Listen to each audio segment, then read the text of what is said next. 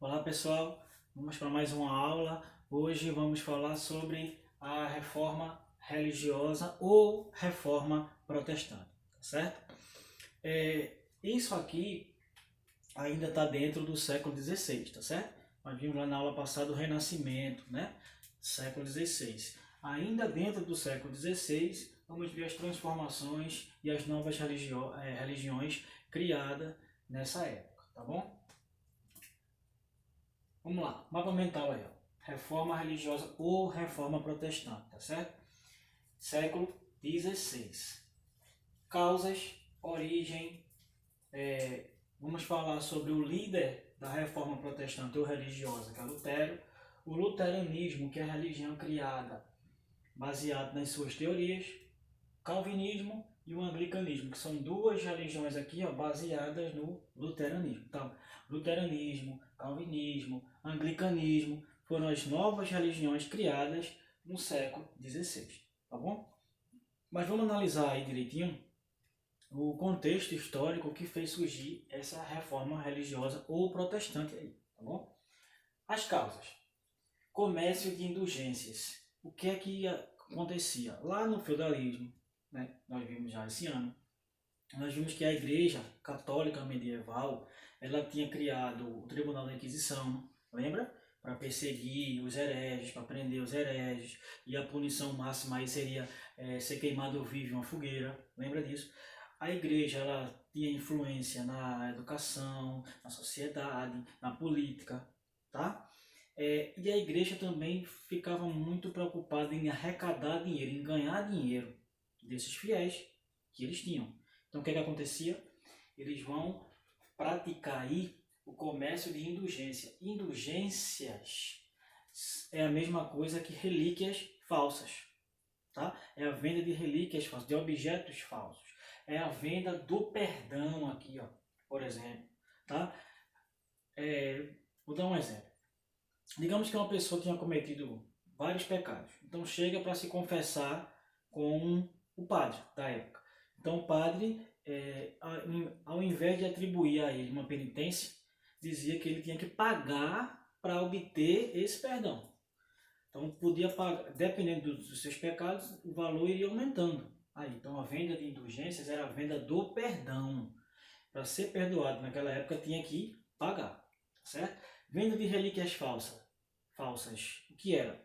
Por exemplo, eles pegavam lá um pedaço de madeira e diziam que aquela madeira era a madeira da cruz que crucificou Jesus.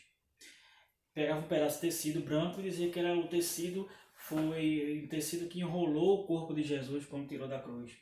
Né? Pegava um pouquinho de areia, colocava no vidrinho lá e dizia que aquela areia foi terra que Jesus pisou. E vendia isso a preços altíssimos. Tá? Então isso é a venda de relíquias falsas. A venda de indulgência era a venda do perdão. Certo? Naquela época, nós já vimos isso também, a formação de monarquia. Estava vendo a formação de monarquia, os estados modernos, né? Capítulo anterior aí do livro de vocês. A formação de monarquias na Inglaterra, Portugal, Espanha, né? França, lembra disso? Então, a formação de monarquias. Então, a igreja estava perdendo o poder, né, para os reis. Os reis estavam centralizando o poder nas suas mãos. Então, a igreja estava começando a perder um pouco do poder político que tinha. Um pouco, porque não perdeu todos ainda. Crescimento da burguesia. Burguesia aqui, ó, aquela classe social que pertencia aos comerciantes, né? Então essa classe social, devido à monarquia, à centralização do poder nas mãos dos reis, essa classe social estava crescendo economicamente. O comércio estava sendo intensificado. Né? O comércio voltou a ser uma atividade lucrativa, já que na Idade Média o comércio praticamente não existia, porque existia o quê? A agricultura. Né? Então aqui a ascensão, o crescimento da burguesia, a burguesia comerciante. Certo? Então aqui está as causas. Certo? Origem. Foi lá no Império Romano e Germânico. Né? Porque Lutero, Martinho Lutero, líder da Revolução, ele era da Alemanha. Pertencia ao Império Germânico. Certo? E ó, Martinho Lutero aqui, certo? É ele que vai liderar essa reforma religiosa. Martim Lutero ele era monge da Igreja Católica, então ele fazia parte do clero. Né? Do clero. Lembra? Clero é todo aquele aqueles que faziam parte da igreja, tinham cargos na igreja, funções na igreja, frei, monge, bispo, arcebispo, né? Todo mundo. Então ele era monge da igreja católica, lá na Alemanha, tá? Então o que é que vai fazer ele se revoltar contra a igreja? Justamente o que nós falamos aqui agora. Principalmente a venda de indulgências, alguns dogmas. O que é dogma? Dogma é uma verdade que não pode ser contestada. É o que está na Bíblia, né? Só que a igreja medieval naquela época, ela invertia alguns dogmas aí para ganhar dinheiro, inclusive.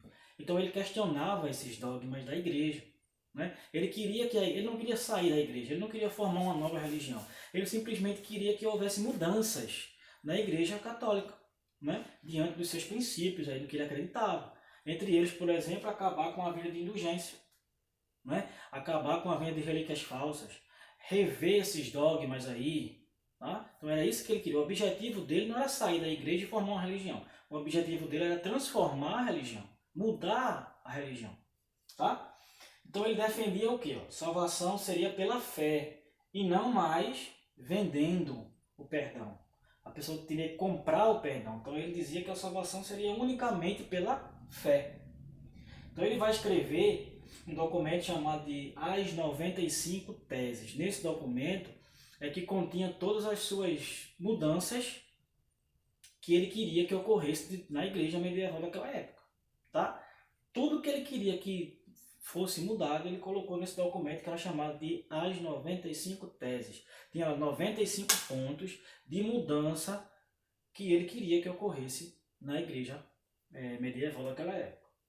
E ele foi apoiado pela nobreza. Lembra que eu falei aqui, ó, crescimento, a formação das monarquias nacionais, o crescimento da burguesia. E esses, tanto o rei quanto os burgueses, vão ajudar Lutero nessa reforma religiosa, tá? Tanto aqui, ó, nobreza, que faz parte aqui, ó, das monarquias nacionais, dos reis, a família dos reis, os nobres, e também a burguesia vai apoiar ele. Então ele teve apoio de grande parte aí dos príncipes daquela época, tá? Dos comerciantes daquela época, porque pagavam muito impostos para a igreja, né? E eles queriam se separar da igreja para não ter que pagar tanto imposto assim, tá? E a tradução da Bíblia para o alemão. Naquela época que nós já vimos lá na Idade Média, no feudalismo, que a igreja, a Bíblia, só quem tinha era os padres, e os fiéis não tinham, e a Bíblia era em latim, as missas eram em latim. Então o cara estava na Alemanha, estava lá em Portugal, estava na Espanha, tudo era em latim, não era na língua local, no idioma local.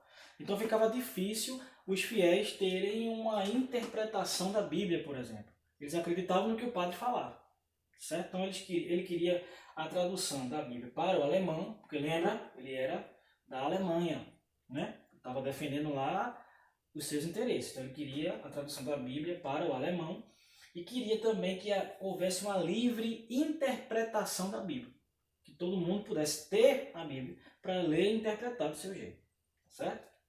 Então isso aqui, ó, é o que Lutero defendia. Então o que é que acontece? Depois que ele desenvolve aí esse documento, ele vai levar até o Papa. Chega lá no Papa e mostra o que queria que mudasse, tal, explica toda a situação. O que é que acontece?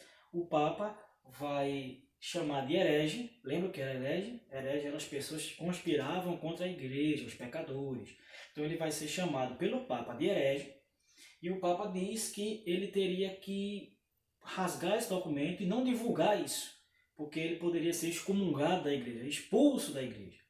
Então ele volta para a Alemanha, não rasga o documento e começa a divulgar essas 95 teses. Como?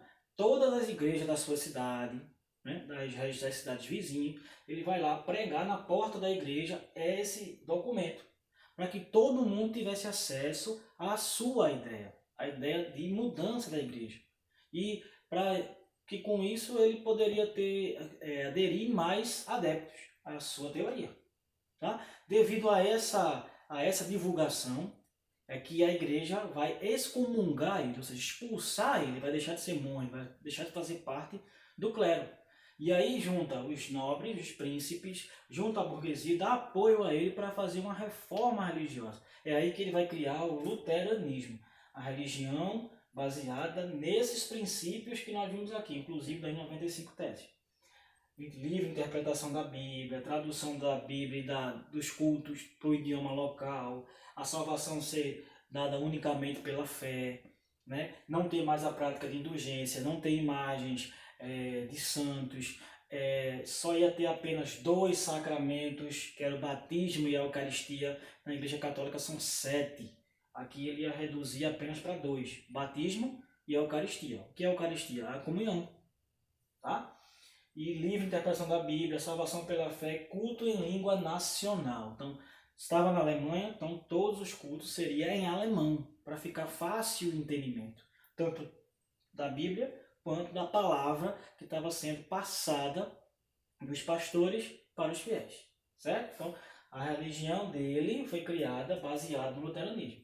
As religiões protestantes hoje, elas foram criadas baseado nisso aqui, de Lutero, do luteranismo. A base das religiões evangélicas hoje tem a ver com Lutero aqui, ó, com o luteranismo. Foi baseado nisso aqui, certo? E vai surgir mais 2 novas religiões. Ó, o calvinismo na Suíça e o anglicanismo na Inglaterra. As 2 também são baseadas e inspiradas, digamos assim, em Lutero, tá? Jean Calvino ou João Calvino, né? Depende da tradução. Aí tem livro que traz Jean Calvino, tem livro que traz João Calvino, mas depende da tradução. Ele acredita, diferentemente do luteranismo, aqui é o que vai diferenciar as 2, é que aqui eles acreditavam na teoria da predestinação. A pessoa já nascia com destino traçado por Deus para ser isso ou aquilo. Então tinha que aceitar e viver eternamente daquele jeito. A única diferença é essa aqui, tá? E o anglicanismo na Inglaterra. Rei Henrique VIII, que vai criar o anglicanismo. O anglicanismo, rei Henrique VIII. Calvinismo, João Calvino. Tá? O rei Henrique VIII ele era casado na Inglaterra. Ele era casado e a sua esposa, por questões de saúde, não poderia ter filhos. Então ele queria deixar herdeiros. Então ele era casado pela Igreja Católica. A Inglaterra era toda católica. Então, diante das leis católicas, quem é casado na igreja não pode separar. Hoje não, né? Mas naquela época tinha todo um processo aí de ser separado da sociedade, não viver em sociedade. Era todo um processo, não participar, nem entrava na igreja, né? Hoje não, mas naquela época sim. Mas hoje ainda permanece a questão de não ter cargos na igreja, por exemplo, não poder comungar na igreja, por exemplo, né? Só pode casar novamente na igreja se ficasse viúvo ou viúva, né? Então ele vai até o Papa pedir autorização, pedir para que o Papa revisse essa questão, esse dogma aí, para que ele pudesse separar. Logicamente o Papa vai negar esse pedido dele, né? Então ele volta para a Inglaterra, com raiva da Igreja Católica, né? Rompe as relações com a Igreja Católica e ele cria a própria religião.